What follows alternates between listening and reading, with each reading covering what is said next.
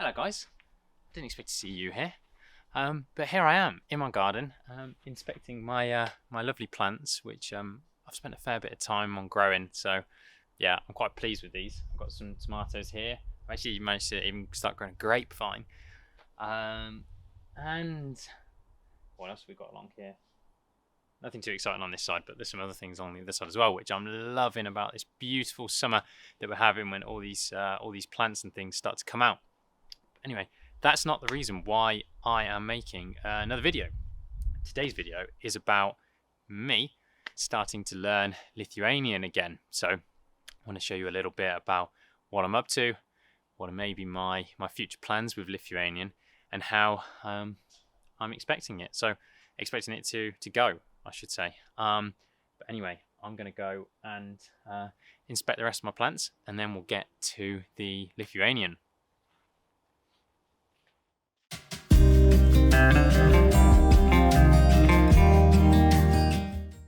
Okay guys, so first of all, welcome to the kitchen, because I don't think I've ever done a video in here. So yeah, this is my humble kitchen. As you can see, quite a big door, because actually where I live used to be like a coach house. So they used to keep I think the horses in here. So yeah, it's an interesting building, some interesting features.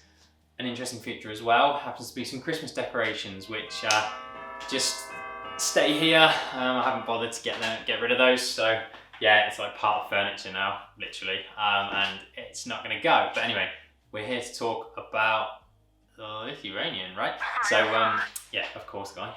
Anyway, so what I wanted to start on was, yeah, I've started learning Lithuanian again, and in the past, it was all kind of things that I just picked up from conversations. I mean, I did have some help because obviously my ex-partner was Lithuanian, so there were things that she could help me with when I wanted to learn, but I never really had a structured plan with it, which is something that I've done with other languages because I love learning languages. I mean, Ukrainian, I've had a really good structured kind of time, plan to it and way of learning it, spending a dedicated set amount of time each day on it, plenty of kind of conversations with Ukrainians, and I've gone about it in a proper structured manner, which I never did with Lithuanian. So I decided to start having some lessons in Lithuanian again, kind of as a recap, obviously before I go to Lithuania at the end of this month,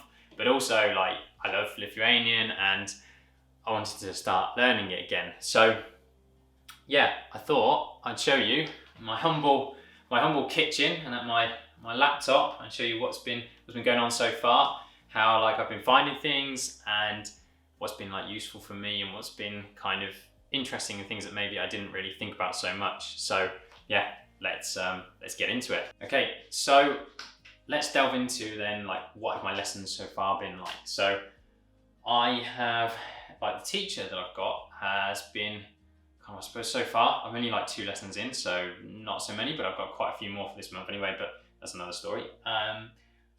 We've gone into quite a lot of the, let's say, the grammar, to make sure that I'm a bit more accurate on that, because as you can imagine, one of the things when you picking up things from just conversation with other people is you learn things through just saying them again and again, and you don't actually learn through an understanding of the language as much. So my Lithuanian is by no means basic. I can have conversations with people, but I can't necessarily always get the grammar right. For instance, I might know some vocabulary, but trying to conjugate that into the different verbs, that good old confusing Lithuanian thing, is not necessarily the easiest. So anyway, here you can see we've got žodynas, okay, which is something that the teachers put together where, anything that's going to be useful for me, which I can learn, and also maybe it's something that's going to be useful, but also it might be something I don't know in the lesson. It goes into here, okay? So to be honest, most of these, there's a couple of verbs on here that I didn't actually know, but most of these things I did know about. It was just recapping it. Okay, so again, these nouns, pretty much all of them I definitely had heard before. I think probably all of them I'd heard before, but they just weren't in my head because I haven't really been speaking Lithuanian so much. But what's been really useful is learning things like the cases. So far, we've focused on nominative, accusative, and locative. Locative case is something that I thought I knew anyway quite well, maybe not, but I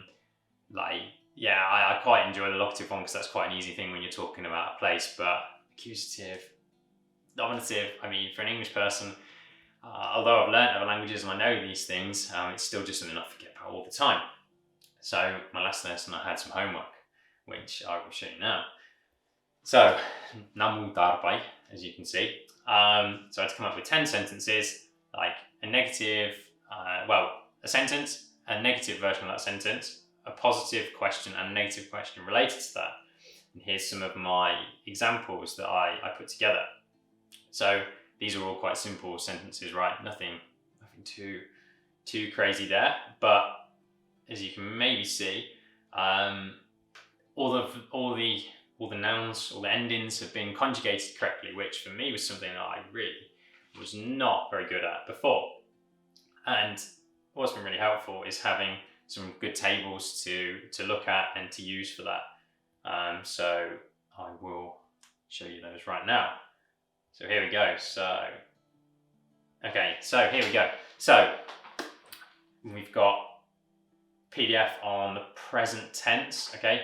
Really useful to know. So like you have your conjugations based on like the third person ending, okay? Which was interesting because for me, like personally, I'd always learned the like infinitive version of the verb, but actually here it's more useful to know the third person one. So on this table, you can see like as an example, kalba, okay? And then I've got all my conjugations there. Pretty helpful. Same with tore, skaito, for instance, okay? And then like you have to go to cases, really useful tables here. Again, like how do all these endings like work, and then how they all conjugated in the different cases, or the like useful different cases, let's say. So yeah, nominative, obviously that's what you learn in the dictionary. And then comes all the difficult stuff for me, which is trying to remember genitive, dative, accusative, instrumental, locative, etc. But yeah, this has been really helpful, and I think I'm picking it up. So yeah, looking forward to doing some more work. So guys, thanks for watching my video and finding out a little bit about how my Lithuanian is going again. Like, I hope it's been insightful and interesting for you. And yeah, I'm excited to see where I can take it, like how I can get this, the language going again, how I can start progressing again in my Lithuanian, like I was before, because it has been a while. Like, it's been quite a long time since I spent much time speaking Lithuanian. So yeah, hopefully we'll have some more interesting content soon with some more like language progress, and also update you on how the journey is going overall, guys. So thanks for watching again, and Ike ate visogero.